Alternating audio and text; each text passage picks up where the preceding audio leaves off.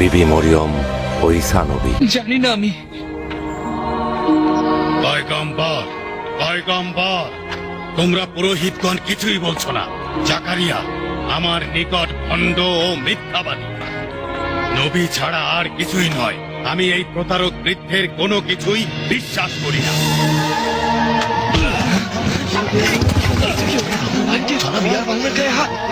কার সঙ্গে হিংসা করছো? কত বড় সাহস! শান্ত হও, শান্ত হও। তুমি নিজেই প্রতারক। যদি আরেকবার এরকম বাজে কথা বলো, তোমার জিহ্বা টেনে ছিঁড়ে ফেলবো। আল্লাহর পয়গম্বরকে অপমানিত করছো। তুমি বা অন্য কেউ যেন কিছু বলার সাহস না করে।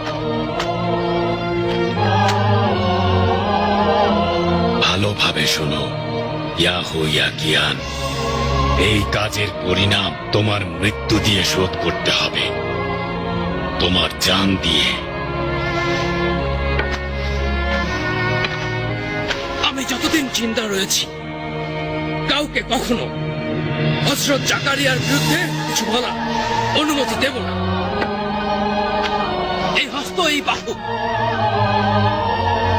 যে হযরত জাকারিয়াকে অপমান করবে তাকে চরম শাস্তি, চরম শাস্তি। কেউ তার বিরুদ্ধে নাফরমানি করবে, এসো, চরম শাস্তি পাবে। এসো, চলো যাই। চরম শাস্তি। যথেষ্ট হয়েছে, তাকে ছেড়ে দাও।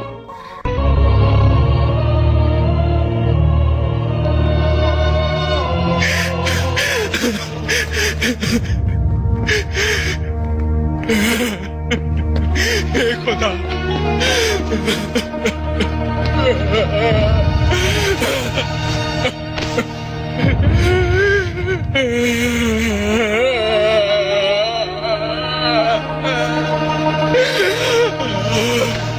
হে পরওয়ারদিগার, কে সত্য বলছে, কে গোমরাহির পথে রয়েছে? হাক্কানিয়াতের পথ আমাকে প্রদর্শন করো। বেহেশত নাকি দোজখ?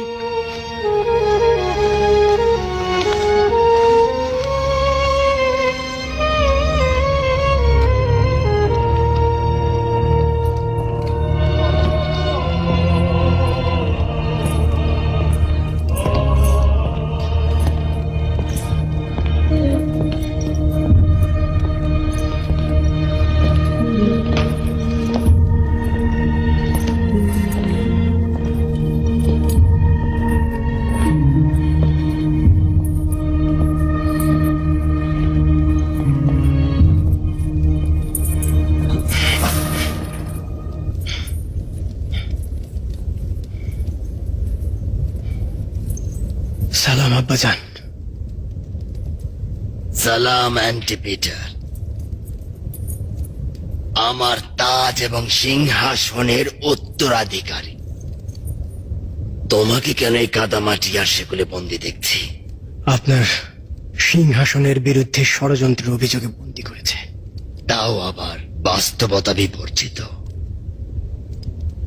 তুমি নিষ্পাপ, পাক পবিত্র এবং পিতাকে অসম্ভব ভালোবাসো। না, আপনার প্রতি আমার দিলে কোনো ভালোবাসা নেই। জেরুজালেমের সবাই মজেজা নিয়ে কথা বলছে। এই সুযোগের সৎ ব্যবহার করতে চেয়েছিলাম, আপনার বিরুদ্ধে বিদ্রোহ করতে চেয়েছিলাম এবং সিংহাসন দখল করতে চেয়েছিলাম। আমার একমাত্র ভুল ছিল যে আপনার কাছের কয়েকজনকে খুব বিশ্বাস করেছিলাম। তারা আপনাকে আমার চাইতে বেশি প্রাধান্য দিয়েছিল, আর এই কারণেই আমি তাদের হাতে বন্দী। প্রথম কোন খেয়ানতকারীকে দেখছি যে কিনা নিজের অপরাধ স্বীকার করে নিচ্ছে। খেয়ানত তো কিছুই নয়, এটি তো রাজা বাদশাদের আইন কানুন, যেখানে পিতার বিরুদ্ধে, ভাইয়ের বিরুদ্ধে, নিজেদের বিরুদ্ধে সালতানাত নিয়ে ষড়যন্ত্র হবে। আচ্ছা, আপনি নিজেও তো অ্যান্টিগিনেসকে ক্ষমতার লোভে হত্যা করেছিলেন। আপনার প্রিয়তম সহধর্মিণীকে পর্যন্ত ন্যূনতম ভুলের জন্য ক্ষমা করেননি। নিজের বোন দেবরাকে পর্যন্ত জল্লাদের হাতে তুলে দিয়েছিলেন। অসংখ্য অভিজাত ব্যক্তিবর্গকে হত্যা করেছেন, তাই না? আমিও সেটি শিখেছি, খুব ভালো করেই শিখেছি। যদি ইয়াহুবা আমার সঙ্গে থাকতো, তবে এতক্ষণে আপনার লোকেরা আমাকে আপনার সামনেই সগৌরবে কুর্নিশ করত।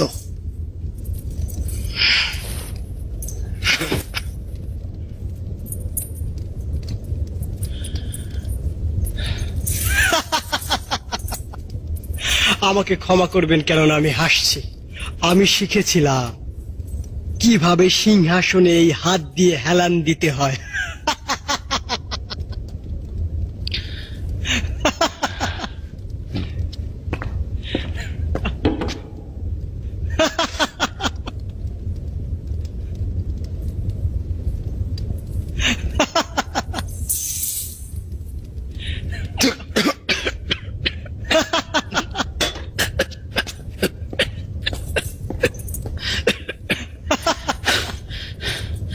চুপ করো, নয়তো আদেশ দেব তোমাকে এই মুহূর্তে এখানেই। আমাকে আপনি কতল করবেন পিতা। আব্বাজান, অনুরোধ করছি, আমাকে ওই পারে পাঠিয়ে দিন। জলদি আমাকে শান্তি দিন, যেন রেহাই পেতে পারি। পুত্র হত্যা করা সহজ নাকি পিতা হত্যা করা? এটি একটি জটিল ধাঁধা, যার উত্তর আমি কখনোই পাবো না।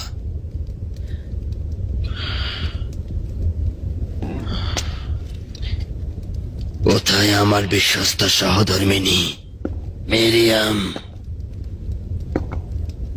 আমার পিতা, মাতা, আত্মীয় স্বজন কেন আমাকে সাহায্য করছে না?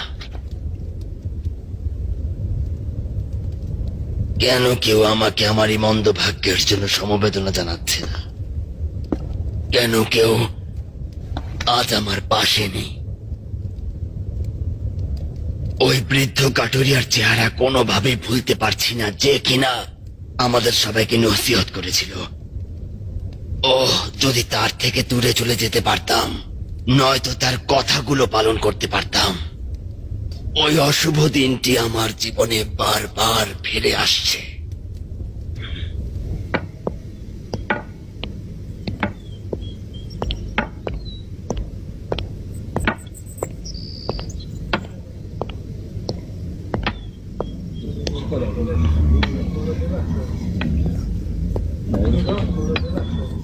জনাব জাকারিয়া, হে খোদার পয়গম্বর, লোকজন জমায়েত হয়েছেন, আপনার ওয়াজ সকলে শুনতে চাইছেন। আমরা সবাই অতীত নিয়ে অনুতপ্ত, আমাদের হেদায়েত করুন। হে পবিত্র জাকারিয়া নবী, এই মহান মোজেজা দ্বারা আমাদের চোখ খুলে দিয়েছেন। আমাদেরকে বঞ্চিত করবেন না, আমাদেরকে নসিহত করুন।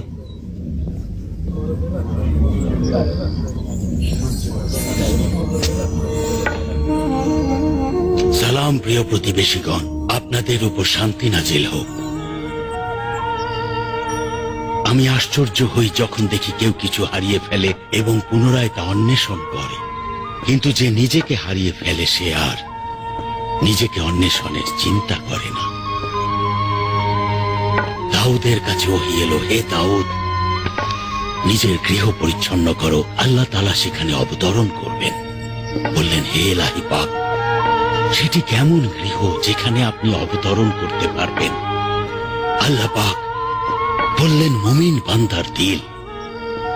দাউদ বললেন, কিভাবে করব? আল্লাহ পাক বললেন, সবকিছু পুড়িয়ে দাও, যা কিছু সঙ্গে আমার কোনো সম্পর্ক নেই।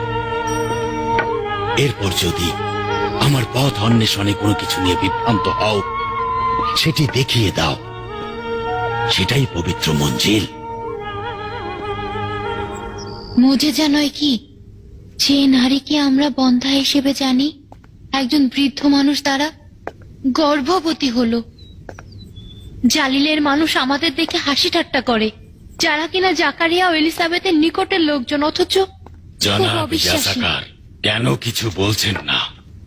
দেখতেই পাচ্ছেন সাধারণ লোকজন কিভাবে আমাদের বিরুদ্ধে জেগে উঠেছে। একটি মোজেজার বাহানায় এমন কি হলো যার জন্য আমাদের নারীরা পর্যন্ত এত প্রভাবিত হয়ে গিয়েছে? সবুর করো, আগে বাড়িতে যাই, সেটা আমিও তুমি বুঝবো। তোকে আমি এমন মোজেজা দেখাবো। স্যার, এলিজাবেথ কত মাসের গর্ভবতী? 5-6 মাস মনে হচ্ছে। আজব, 2 মাসের বেশি হয়নি যে মুজেজার দাবি করছে। আফসোস, যদি ঈশ্বর আমাকে মৃত্যু দিত তাহলে আর দোটানায় পড়তে হতো না। জাকারিয়া বলেন, ঈশ্বর আমাদের সবাইকে পরীক্ষা করেন, আর সব লোকেরা বলছে আমরা তার পরীক্ষায় অসহায় ও তিক্ত অভিজ্ঞতায় পতিত হয়েছি। এতদিন পর্যন্ত তার দাবি অনুযায়ী ইমরানের নবুয়ত ও ঈসা মসিহের স্থলে মরিয়মের জন্মকে মিথ্যা হিসেবে প্রচারণা চালাচ্ছিলাম। আচ্ছা, খোদা কি এই মোজেজা দ্বারা আমাদের কোনো ইঙ্গিত দিচ্ছে? এমন এক মোজেজা যার মাধ্যমে এটা প্রমাণ হচ্ছে যে সে একজন খোদার নবী, এমন পয়গম্বর যাকে আমরা অনুসরণ করব, তার উপদেশ শুনে জান উৎসর্গ করে দেব। বলুন যে সে একজন খোদার পয়গম্বর নয়, বলুন যে সে একজন বৃদ্ধ পাগল, আমাকে বলুন যে সে একজন ধোঁকাবাজ ও বড় ধরনের মিথ্যাবাদী। হায় আফসোস, যদি সে খোদার পয়গম্বর হয়ে থাকে, তাহলে আমি এই জাহান্নামের আগুনে জ্বলে পুড়ে ছারখার হয়ে যাব। খামোশ, যথেষ্ট হয়েছে, চুপ থাকো। খোদার কসম, যদি চুপ না থাকো তবে আমি নিজের হাতে তোমাকে চিরতরে চুপ করিয়ে দেব। বলিনি জনাব ইয়াসাকার, বলিনি আপনার নীরবতা অবশিষ্ট সবাইকে একেবারে গোমরা করে দেবে। এই মন্দ ভাগ্য থেকে আমাদের রেহাই দিন, নয়তো প্রতিদিন হাজারটা রং বদলাবে এবং ঈমান ছেড়ে কুফরির দিকে ধাবিত হবে। এগুলো সব খোদার তরফ থেকে হচ্ছে। চিন্তা করে দেখো, প্রতিটি মুহূর্তই এক একটি মোজেজা। আফসোস, কে নিজের চোখে দেখেছে হযরত মুসা ও হযরত ঈসা আলাইহিস সালামের পর খোদার তরফ থেকে মোজেজা নাজিল হয়েছে? খোদা ইয়াহুদি গোত্রকে অন্য সব গোত্র থেকে অতি মর্যাদাবান হিসেবে নির্বাচন করেছেন, যেন এই পৃথিবীর মানুষদের প্রশিক্ষণ দিতে পারে।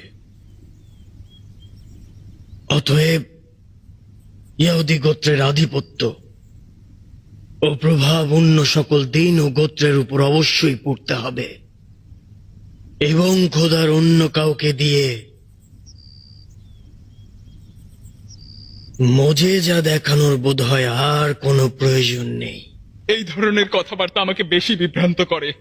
বিভ্রান্তির আগুন নিভে ফেলুন জনাব ইয়াসাকার। এটি অব্যাহতভাবে আমার দেহে আগুন ধরিয়ে দিচ্ছে এবং মনে হচ্ছে এটি আমার রুহকে জ্বালিয়ে দিয়ে গোমরাহির পথে ধাবিত করবে। আসো নিজেদের কিছুক্ষণের জন্য জাকারিয়ার স্থলে চিন্তা করি। একজন বৃদ্ধ মানুষ যার ইচ্ছে কিনা নবুয়ত ও পয়গম্বরি করা। কয়েক বছর ধরে সে একটা সুন্দর নকশা করে যাচ্ছিল, কিন্তু উপযুক্ত কারণ পাচ্ছিল না। আর অবশেষে নিজের বৃদ্ধ স্ত্রী গর্ভবতী হলো এবং সে হযরত ইব্রাহিম ও হাজেরার ঘটনা স্মরণ করিয়ে দিতে চাইল। তারাও সন্তানের পিতামাতা হতে পারছিল না। আল্লাহ তাআলা তাদের হযরত ইসহাককে দান করলেন।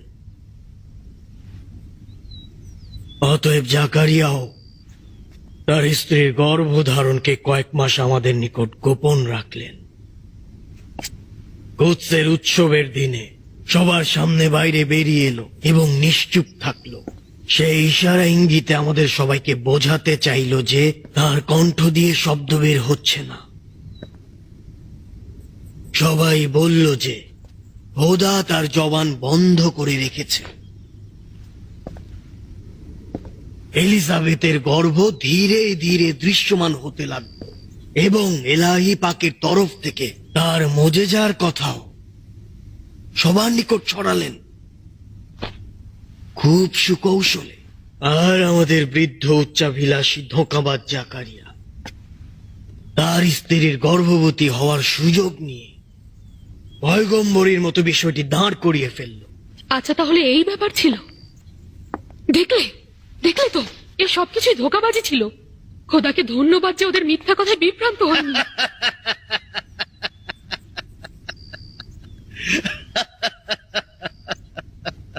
ও খোদা আমার, যখনই আপনি কোনো কথা বলেন, বিভ্রান্তির কালো মেঘগুলো সহসা দূর হয়ে যায়। সঠিক কথা বলেছেন জনাব ইয়াসাকার, সঠিক কথা।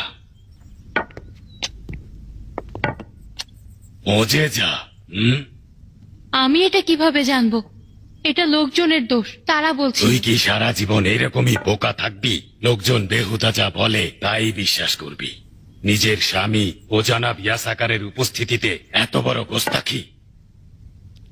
আমাকে ক্ষমা করবেন জনাব ইয়াসাকার, আমি আহম্মক আর পাগল নারী। তোমাদের সরল দৃষ্টি ওরা ব্যবহার করে তোমাদেরকে আমার বিরুদ্ধে খেপিয়ে তোলে, কিন্তু আমি অবাক হচ্ছি যে আমার স্ত্রীর ভাই জনাব নাতান কেন এত জলদি গোমরাহের পোশাক পরতে যাচ্ছিল। ভুল করেছি জনাব ইয়াসাকার, ভুল করেছি।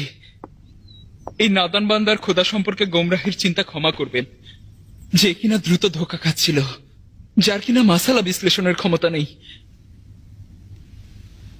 এইবারও আমাকে নাজাত দিলেন। এখন থেকে আমার আত্মা ধ্যানে জ্ঞানে আপনার অধীনস্থ থাকবে। যা বলবেন তাই আমি পালন করব, প্রয়োজনে জাকারিয়াকে হত্যা করব। যাও পরওয়ারদিগারের দরবারে তওবা করো। তোমার উচিত হচ্ছে জনগণকে এই বিরাট মিথ্যা সম্পর্কে অবগত করা। সালাম ইউসুফজান। সালাম, খুশামদেদ। ওস্তাদ কি উপস্থিত আছেন? তিনি আছেন।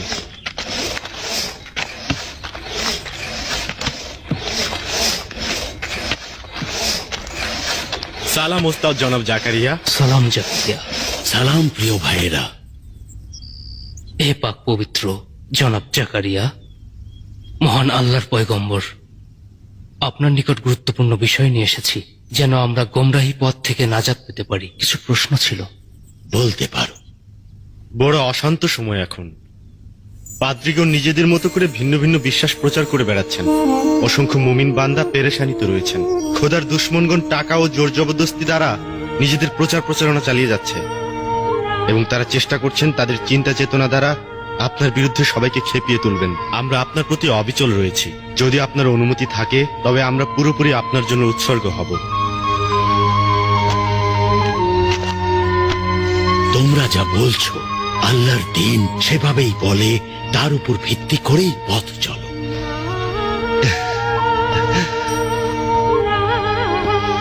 হে খোদার নবী, আপনি জেনে রাখুন আমরা সবসময় আপনার সঙ্গে আছি। যে কোনো সময় যে কোনো কিছু ঘটে যেতে পারে, আমাদের প্রস্তুত থাকতে হবে। তাহলে তাহলে আমাদের দোয়া করুন। আল্লাহ তাআলা তোমাদের দুনিয়া ও আখিরাতের জন্য কবুল করুন।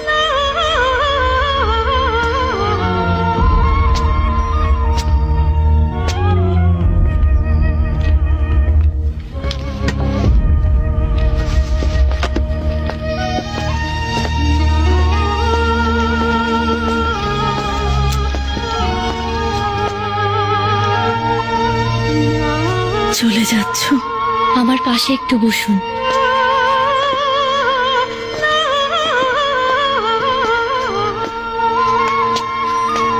খালাজান, আমার মায়ের কথা বলুন। তোমার আম্মা যান?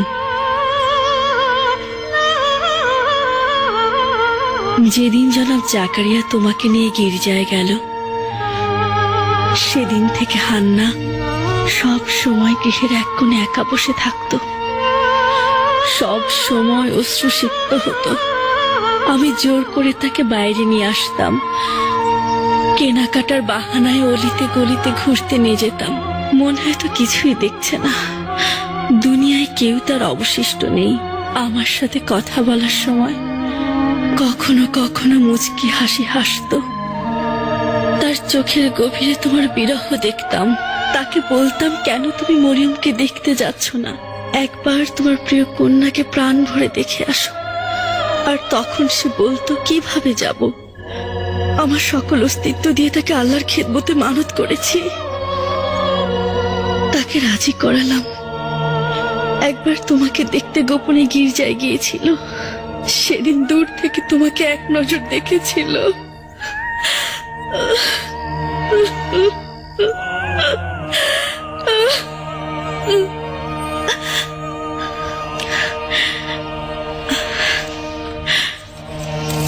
এই নাও, তোমার মায়ের গলার হার আমাকে দিয়েছিল যেন তোমার নিকট অর্পণ করি।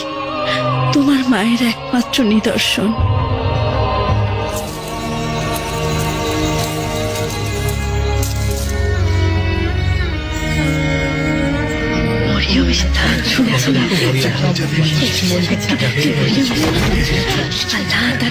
সালাম মহিষী মরিয়ম। সালাম সালাম মরিয়ম। সালাম। হে মহিষী নারী, সালাম। হে মরিয়ম, আমাদের জন্য কি দোয়া করবে? দোয়া করো।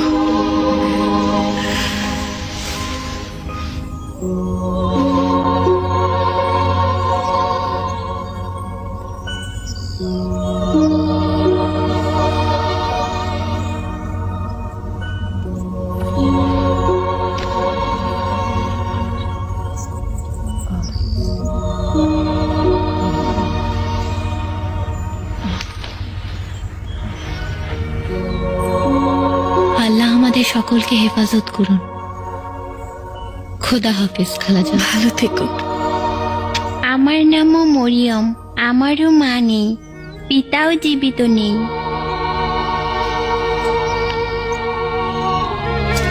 এসো, এই কলার হারটি আমার সবচাইতে প্রিয় ব্যক্তির কাছ থেকে পেয়েছি। মহান আল্লাহ তাআলা আমাদের সব এতিমকে যেন তার রহমতের ছায়াতলে আশ্রয় দান করে। চিন্তা করবে না। সালাম মরিয়ম। সালাম মরিয়ম। খোদা হাফেজ। ভালো, খোদা হাফেজ। আপনি ভালো। সালাম মরিয়ম, আমি তোমার নসিহত আমল করেছি। এখন আমি জনাব জাকারিয়ার সাথে কাজ করছি। ভালো থাকবেন। খোদা হাফেজ। বিশ্বাস করা কঠিন, সে এই গৃহে এই মহল্লায় বড় হয়েছে। সেই 6 বছর বয়স থেকেই, সেই সময় থেকে বোঝা গিয়েছে সে একজন মহিয়সী নারী। মরিয়মের মর্যাদা সবার চেয়ে বেশি। হ্যাঁ, ঠিক বলেছো।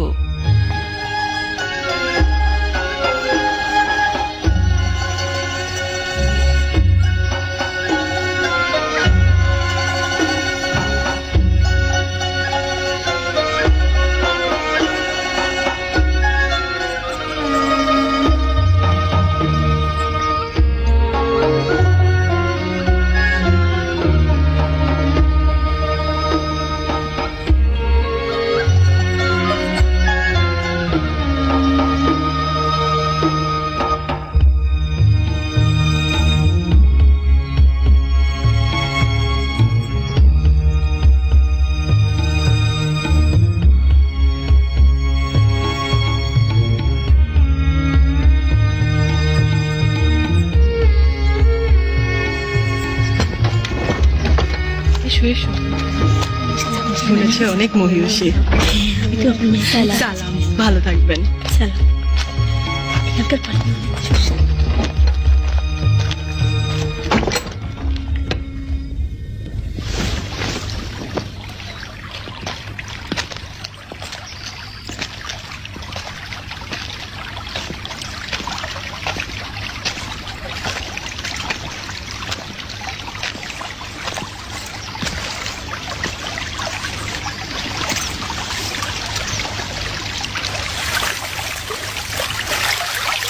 আল্লাহর কাছে শুকরিয়া এত সব নিয়ামত দানের জন্য।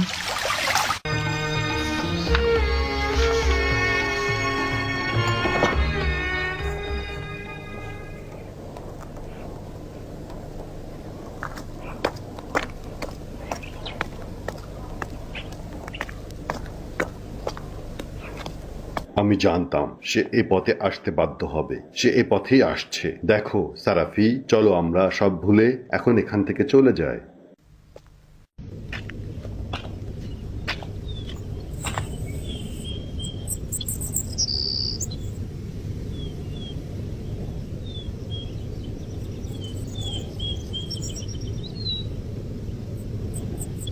সোরাফিনা, তুমি কি নিশ্চিত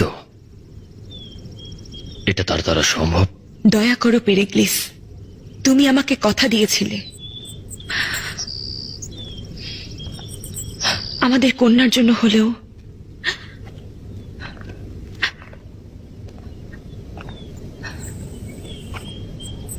আচ্ছা ঠিক আছে,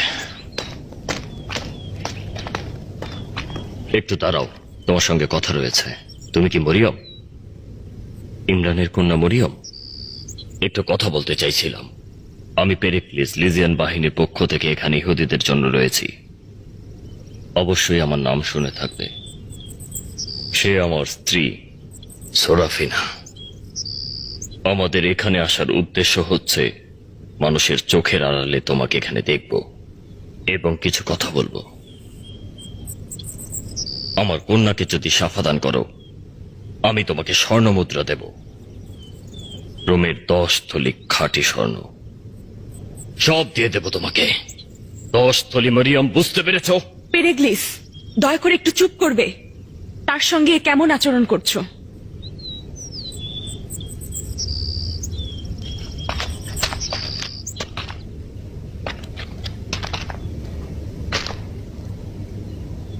কত সুন্দর একটি মেয়ে।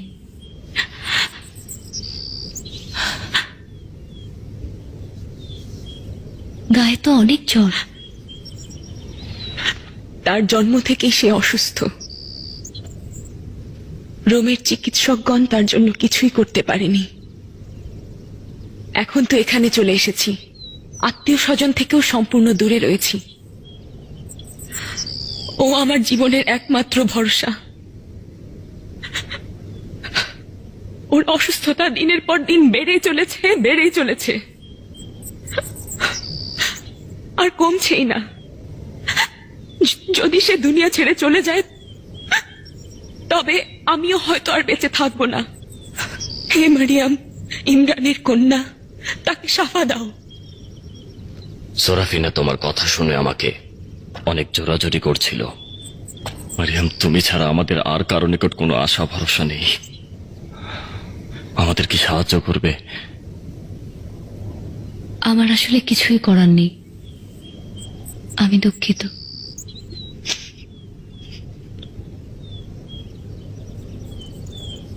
বলিনি সোরাফিনা, এরা আমাদেরকে নাপাক ও মূর্তি পূজারী মনে করে। এরা নিজেরা খোদার তরফ থেকে নির্বাচিত এবং অন্য সবাই তাদের দৃষ্টিতে মূল্যহীন। এরা অন্য গোষ্ঠীর ব্যথা বেদনায় খুব বেশি নজর দিতে চায় না। এমনকি আমরা রোমান, যারা কিনা অর্ধ পৃথিবী শাসন করছি, তাদেরকেও এতটুকু পাত্তা দিতে চায় না। বেহুদা তাগাদা করলাম। চুপ থাকো পেরেগ্লিস, আমি অনুরোধ করছি কিছু একটা করো। শোনো মরিয়ম, যদি আমার কন্যাকে সুস্থ করতে পারো, টাকার অঙ্কটা কয়েক গুণ বেড়ে যাবে। সবকিছু তোমাকে দিয়ে দেব। একটি ইহুদি ধর্মবিহীন ভিন্ন গোষ্ঠীকে সাহায্য করো। শুধুমাত্র একবার, এই একটিবার আমাদের প্রতি রহম করো।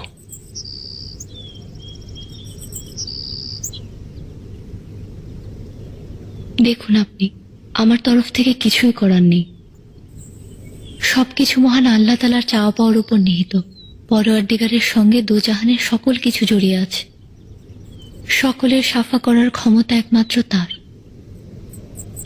আমি শুধুমাত্র আল্লাহর কাছে তার জন্য দোয়া করতে পারি।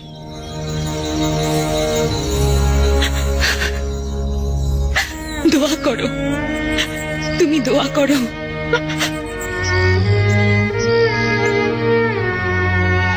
আমাদের সাফা মহান আল্লাহ তাআলার হাতেই নিহিত।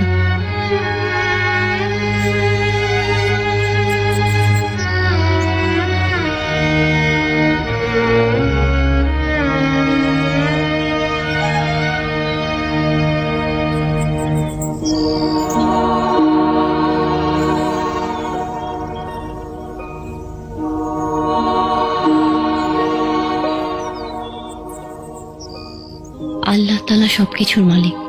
আপনাদের সন্তানকে যেন আল্লাহ তাআলা শাফা দান করেন।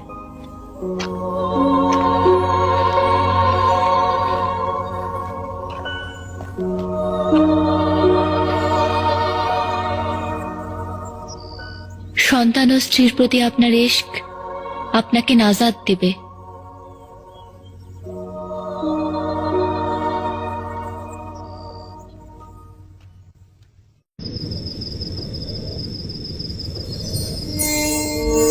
হে পরওয়ারদিগার, তুমি পুত পবিত্রদের তোমার নিজের দরগায় আশ্রয় দাও এবং পাপীদেরকেও জবাবদিহি ব্যতীত রেহাই দাও না। তুমি পরহেজগার বান্দাদের যেমন খোদা, একইভাবে তুমি পাপী বান্দাদেরও খোদা। পরহেজগার বান্দা যেমন তোমার অপার করুণা ধারায় অবগাহন করতে চায়, অতএব আমাকে এমন একটি দিলের অধিকারী করো যেন তোমার পরহেজগার ও পাপী বান্দাদের ভালোবাসতে পারে।